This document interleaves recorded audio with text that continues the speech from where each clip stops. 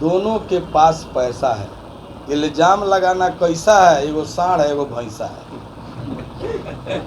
ये दोनों जो लोग हैं, ये पवन सिंह और खेसारी लाल, इनके बारे में बात करना ही बेकार है, इसलिए कि ये लोग की बात भी पत्रकारों के विरुद्ध भी गड़बड़ सड़बड़ अभी उचित नहीं है। लेकिन मैं ये कहता हूँ कि कोई व्यक्ति किसी को गाली देता है तो उसका भी एक कर्तव्य होता है कि उसके विरुद्ध कानूनी कार्रवाई करे, है ना, या जिस तरीके से वो आ रहे हैं उस तरीके से आप भी आए।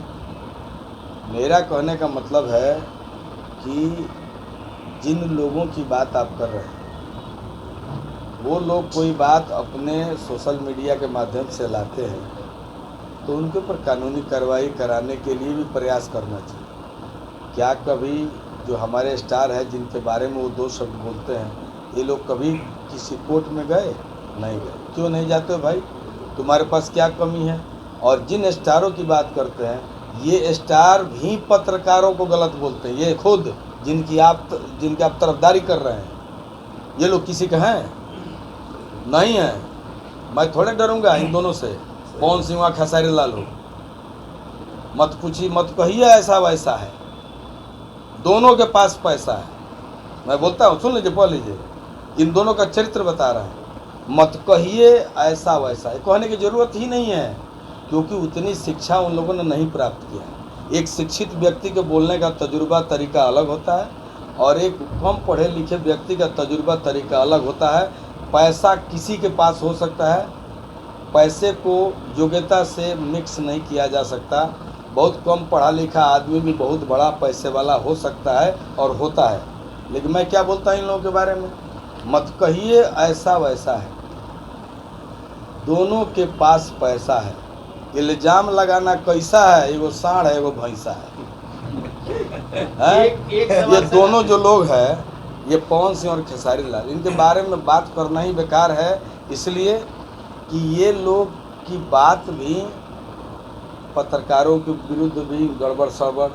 अभी पवन सिंह आए थे पटना, क्या नहीं बोले। मैं उस सभा में था, उस आयोजन में था, उठ के चला गया। बात समझिए। तो जब मैं इसलिए सांड भैंसा इसलिए कहा कि जो आदमी बहुत विद्वत नहीं है, बहुत पढ़ा लिखा नहीं है, हमेशा पढ़ाई लिखाई और विद्वता का प्रभाव आदमी के चरित्र पे होता है। आप एक बात बता ली, मनोज तिवारी जी से कभी गलती हुई है? मैंने, आप इतने पत्रकार लोग, कभी रवि भाई ने कुछ बोला है? रवि किशन जी ने, आज दोनों सांसद हैं। मैं विधायक हूँ, निर्दल विधायक हूँ। लोग तो बीजेपी से आए, मैं निर्दल हूँ। मैं सीना ठोक के कहूँगा कि मैं दल के बदौलत नहीं हुआ, मैं पहले निर्दल आया, बाद में दल ने हमको अपने दिल में बिठाया। आज 2 बार उस दल से भी विधायक हूँ।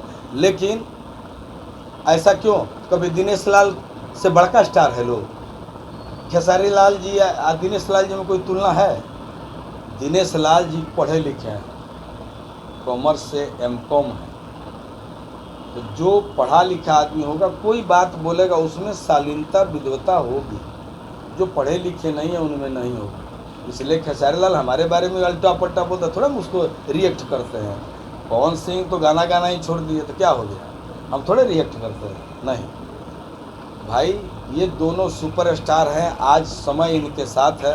लेकिन डंके की चोट पे कहूँगा कि मैं इन दोनों को जानता हूँ कि ये लोग क्या है। सर, पढ़ाई लिखाई में ये लोग मनोज तिवारी और रवि किशन और दिनेश लाल जी की तुलना नहीं कर सकते। आज कोई आदमी, कोई मेरा पत्रकार मित्र नहीं कह सकता है कि कभी मनोज तिवारी जी के मुंह से कुछ गलत निकला हो। लेकिन ये दोनों लोग भी समय समय पे हमारे पत्रकार बंधु को कुछ ना कुछ बोलिए देते हैं।